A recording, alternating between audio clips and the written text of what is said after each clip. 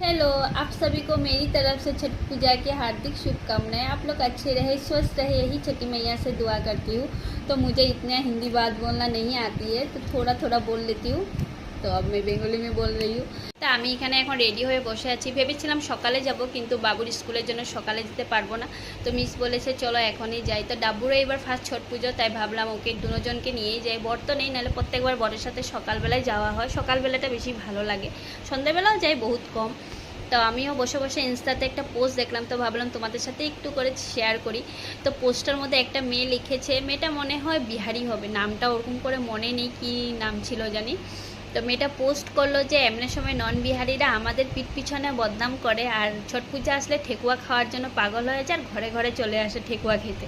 তো পোস্টটা দেখে এত খারাপ লাগছে, মানে কি ঠাকুরের প্রসাদের জন্য এরকম করে পোস্টটা করলো।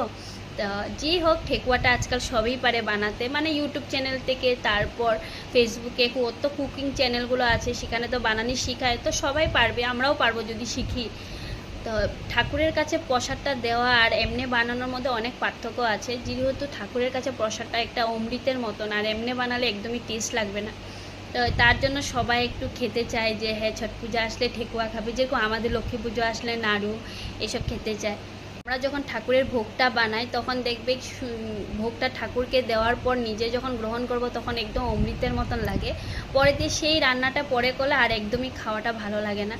তো ওরকমে যে ঠেকুয়াটাও যখন ছট পূজার জন্য দে, মাকে দে, তারপর ওই প্রসাদটা একদম অমৃতের মতনই লাগে। তারপরে আমরাও যদি বানাই তো একদমই ভালো লাগে না। আমি একটা দিদা ছিল, তো দিদা মানে এমনি সময় ঠেকুয়া ছট পূজায় চলে গেলে নিজেই ঘরে ঠেকুয়া বানাতো, তখন ওরকম খেতে ভালো লাগতো না। যেটা পূজাতে ঠেকুয়া দিত, সেই ঠেকুয়াটা খেতে ভালো লাগে। তো পোস্টটা দেখে এত খারাপ লাগছে যে ঠাকুরের প্রসাদের জন্য এরকম করে বলে দিল যে একটু ঠাকুরের প্রসাদ ঠেকুয়াই দেবে। ঠেকুয়াটা সবাই ভালোবাসে খেতে, আমিও ভালোবাসি অনেক।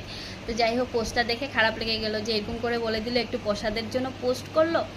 তো তোমরাও বলো কিরকম, মানে পোস্টটা ভালো করলো না খারাপ করলো, একটু কমেন্ট করে জানাবে। তো বাই বাই।